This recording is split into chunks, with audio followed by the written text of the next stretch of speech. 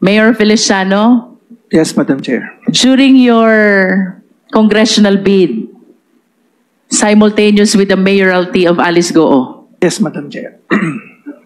ano pong itinulong sa inyo ni Alice Goo? Alam mo, Alice, mahirap tumakbong mayor. As a matter of fact, it is very difficult to win kung wala kang leaders, supporters na tutulong sa'yo. Since you've known John Feliciano since 2016, kung hindi ikaw ang tumulong sa kanyang politika, then who did? Sino ang tumulong kay John Feliciano? Your Honor, I think the former mayor is here po. Better siya po yung sumagot kasi hindi rin po ako yung tumulong po sa kanya. Mayroon ho ba kayong malalim na pinagsamahan ni Alice Goo? Like for example, nagka-problema ho ba kayo? Na ni-rescue niya kayo? Meron ho ba kayong mga ganyang pinagsamahan? Or nangutang ho ba kayo sa kanya at pinaluwag niya kayo?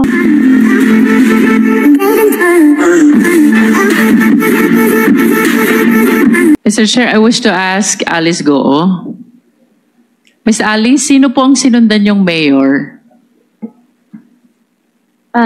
Former Mayor John Feliciano. Come again? Former Mayor John Feliciano. Joe Feliciano. John Feliciano. John Feliciano. And how associated are you? Gaano ka ba kalapit dito kay John Feliciano? Magkaibigan po, Your Honor. Nakilala ko po siya, I think, during his second term. Second term? Can you Opo. cite the year? Di po ako masyado sure na sa year. Second term ko, di po ako nagkakamali. Siya ba ay nakatapos ng 3 termino? Yes po, Your Honor. In other words, if you're referring to the second term, you met John Feliciano sometime in 2016 to 2019. In between po, Your Honor. In between 2016 to 2019. Ang sabi mo kanina, kaibigan mo, John Feliciano. Can you please enlighten us? Gaano kayo kalapit na magkaibigan? Your Honor, magkaibigan, magkakilala kami. Nagkakilala kami nung second term po niya na kumuha po ako sa kanya ng business permit para sa piggery. And then, last term po niya, I think pandemic time na rin po. Did you help in the campaign of John Feliciano in 2016? Hindi po. Did you help John Feliciano in 2019? Hindi din po, Your Honor. In other words, since you met John Feliciano, wala kang naitulong sa kanya pagdating sa kanyang kampanya. Is that correct? Financially, wala po. What do you mean by financially? If not financially, then what else or how else will you help him politically?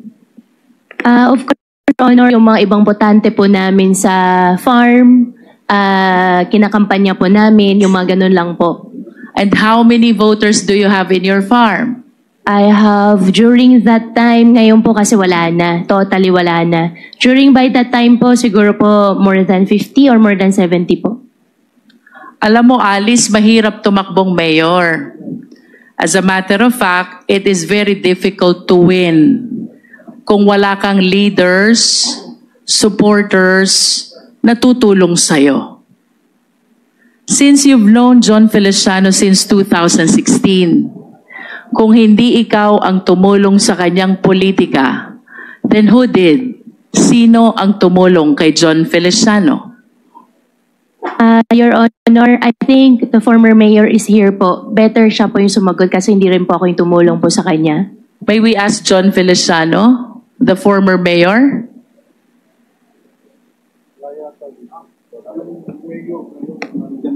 Yan, dito kanina. Mayor Feliciano? Can you please occupy one of the chairs?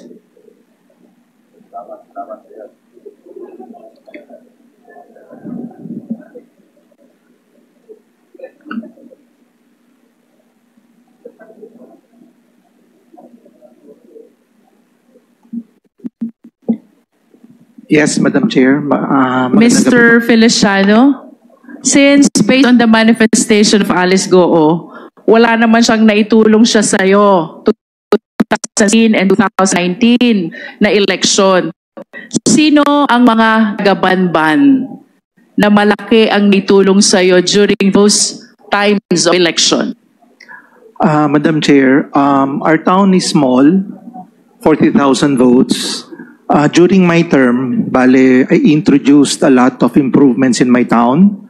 Mr. Chair, can we direct the resource speaker to please be responsive to the question? Ang tanong po, Mr. Feliciano, sino po ang tumulong sa inyong manalo 2016 and 2009 election? Before you answer, Mayor, can we ask the committee secretary to administer the oath of, have you taken your oath? Yes, sir. Okay, sige, please. I'm sorry.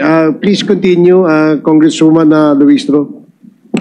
Mr. Feliciano, did you get the question? Yes, ma'am. On my town, ang tumulong po sa akin, yung mga kababayan ko po. So yung mga kapitan, yung mga leaders ko, and yung mga family members ko po sa bayan namin. How about your Vice Mayor? Did he help you? Kasama din po sila. Si Vice Mayor William Cura po ang kasama ko. Malaki ba ang naitulong sa ni Vice Mayor? Physically po.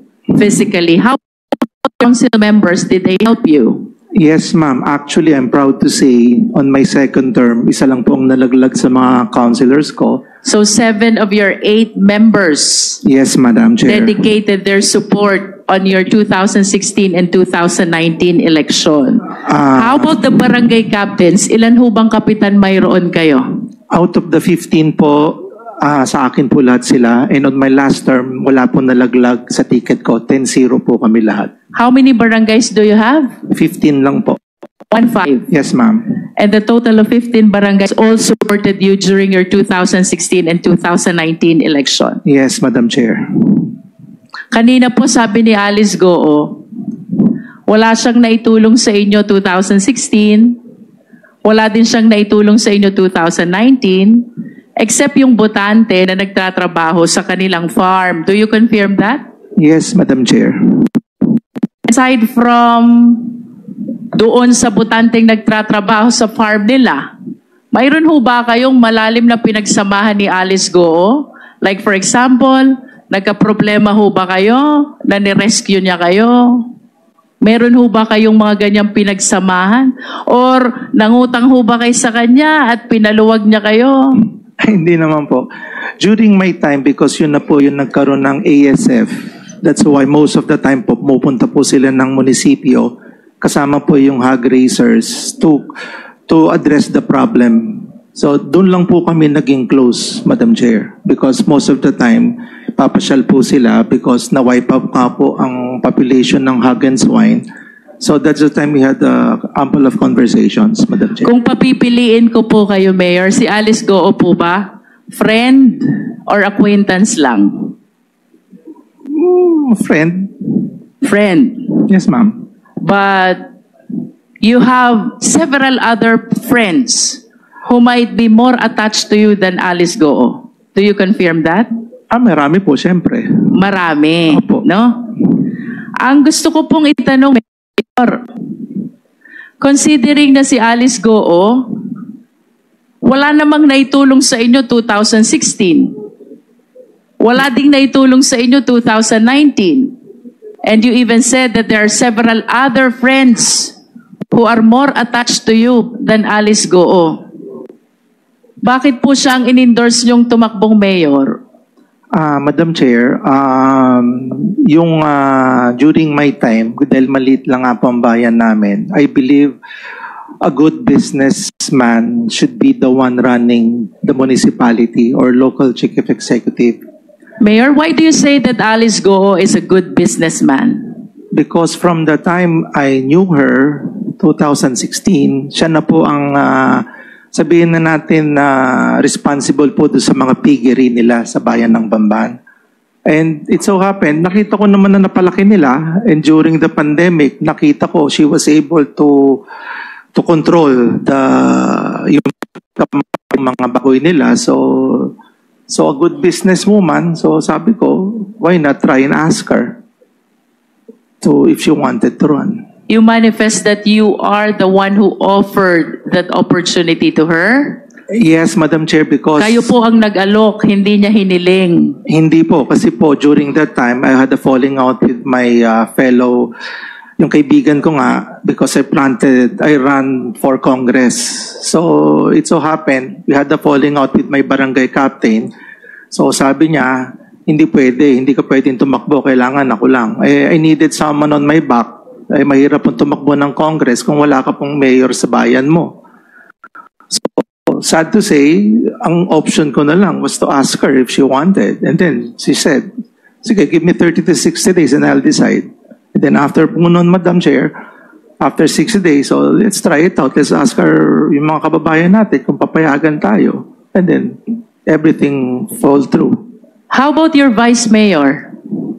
Ang vice mayor ko po, ang nangyari no, nagpunta rin po rin sa kabila. How about your council members? Naiwan po sa akin lahat yung 7. And you did not consider any of them Wala po, ma'am kasi hindi to succeed to your mayoralty? Wala pong capable. They're not capable of... Aside from the piggery business mayor, what consideration did you consider? What factor did you consider why you offered the mayoralty to Alice Goo? Wala naman po. Nothing came into me. Ganun lang po, kasimple naman yun eh. You just offered the position to Alice Goo? Yes, ma'am. Kasi during that time, it was already closed. Wala na akong magawa, ma'am, because... How close, Mayor? No, the time frame during that time that my friend told me not to run, and we were already having a squabble kung sinong gagamitin ko as my candidate. Ma'am, masyado na maigsi yung wala nang panahon, ma'am. I understand, Mayor, during your time, may Hong Sheng na. Yes, ma'am. Meron na, ma'am. So, do you confirm na kayo po ang unang nag-issue ng business permit sa Hong Sheng? Yes, ma'am. I was the one. And how do you describe the operation of Hong Sheng? Actually, ma'am, nung sa Hong Sheng, hindi naman ako, ma'am, nakapasok doon because it was a regulated Philippine offshore gaming operator. And so, I believe Banban wasn't the one having the Philippine offshore gaming operations. Ma'am, during that time, nag-review din ako, nag-study rin ako. Almost 400 po nag-ooperate. As far as Cavite, meron pong Cagayan Valley. Well, let's concentrate to Hong Sheng, Mayor. Ayun nga, ma'am. So, And do you confirm that the land being occupied by Hong Sheng belongs to Alice Goo? yes, ma'am. You confirm that? Yes, ma'am, because she was the one who requested the letter of intent to me para po ma-endorse ko po sa Sangguniang Bayan to get the letter of no objection. The Baofu. Yeah, no, yung Hong Sheng po, ma'am, Hong Sheng. You are stating now, Mayor, that you were the one who endorsed the letter of Alice Goo to Hong Sheng to be able to secure a letter or resolution of no objection. Yeah, That's what you said. Yes, ma'am, because she endorsed a letter of intent to me. So ako naman, on my part, as a local chief executive, bibigyan po ko ng sulat sa Sangguniang Bayan to act on that request. Alice, I remember last time you denied this. You said you never represented Hong Sheng. Your Honor, I translate for Hong Sheng, and for Hong Sheng po, I invoke my right against self-incrimination for the cases filed at the court po. But I wish to manifest, Mr. Chair, that in tonight's hearing, contrary to the representation of Alice Goo, Mayor Feliciano is now saying that it was Alice Goo who approached him and facilitated the resolution interposing no objection to the establishment of Hong Sheng, in which SEC documents the name of Alice Goo appears as representative, which fact Alice Goo likewise denied during the last hearing. Mayor Feliciano, Yes, Madam Chair. during your congressional bid, simultaneous with the mayoralty of Alice Goo, Yes, Madam Chair. ano pong itinulong sa inyo ni Alice Goo? Yung pong makapagsalita po ako sa entablado niya. Malaking bagay na po sa akin yon. Sabi niyo po, magaling na businesswoman si Alice Goo. Yes, Madam Chair. So what support did she extend to you during your congressional bid? Sa bayan lang po ng Bamban, yung maisama ka na dun sa grupo niya na hindi ka na maglalagay ng entablado, tapos yung pagbayad po sa mga watchers, so hindi na po niya ako hinasel. So that is fine and tama na po para sa akin yon. So there are no campaign funds that were extended to you? Wala po, kaya po natalo ko. Yun lang pong sa akin. How many towns do you have in your district? Madam Chair, we have 4. 4 towns. Yes, Madam Chair. And ang naitulong lang ni Alice Goo is the audience Yes, Madam Chair. during the campaign period. Tama ba? Yes, Madam Chair. Is that the only thing that you're expecting from the businesswoman whom you describe as a very good businesswoman? On my part po kasi, Madam Chair, what I learned was when you try to run for office, kung may magbibigay ng tulong, salamat. Kung wala, salamat din. Para at least wala pong magsisisihan sa bandang uli. I'd like to go back to Hong Sheng, Mayor. Yes, Madam Chair. Mayor, do you understand that this Hong Sheng was later on found out to be a POGO operation? Madam Chair, yung pong letter of no objection was part of a PAGCOR license given by our gaming industry. So alam ko po na ganun talaga siya. And I believe Philippine offshore gaming operators are legally in a sense. Can you describe to us how many buildings are erected in Hong Sheng? I'm not really sure kung ilan po yung Approximate. 5 or 6. And do you recall kung magkano ang real property tax na ibinabayad sa inyo during that time?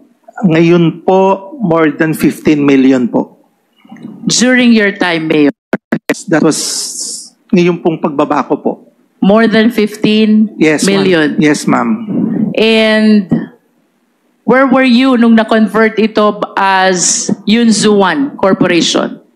Wala na po Was ako it noon. during your term? No, hindi na po. Because later part na po kasi yun noong 2022 eh. And then, baba na po ako noon. How about the Baofu land, Mayor? When Alice Go acquired this land, what is the classification of this land? This land was agricultural and then she requested for a reclassification way back 19. So it was during your time when the land was reclassified. Yes, Madam It was Chair. reclassified from agricultural to industrial. Do you confirm that? Residential and commercial, Madam Chair. From residential to? No, Commercial. agricultural, residential / commercial. From agricultural to residential commercial. And Yes, per ma'am. your recollection, do you believe that the requirements for reclassification were duly complied with? Yes, Madam Chair, I believe so. Yes. And with respect to Hong Sheng, Mayor, the entire process of this resolution or letter interposing no objection, it was Alice Goo who was representing Hong Sheng. Do you confirm that? Yes, Madam Chair, because her name was written also on the Sangguniang Resolution. And aside from the name being written in the Sangguniang Bayan Resolution, it was Alice Goo, or likewise, who is lobbying with the Sangguniang Bayan, and even in your office. Do you confirm that? Actually po, hindi naman nag-lobby. She just submitted the letter of intent.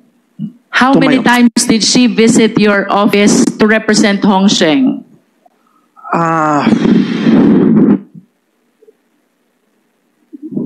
Twice. Twice. Twice. If you are aware, how many times did he visit the Sangguniang Bayan for the purpose of that no objection for Hong Sheng? Once. I wish to manifest, Mr. Chair, that contrary to the statement of Alice Goo, that she never represented Hong Sheng during its application for permit and even in the issuance of letter or resolution of no objection. John Feliciano is now testifying that it was Alice Goo who who represented and facilitated the no objection resolution for Hongsheng, the POGO operation. I submit, Mr. Chair. Thank you, Congresswoman Luistro. The manifestation is noted, and COMSEC, please make sure that the manifestation will be considered in the writing of the committee report.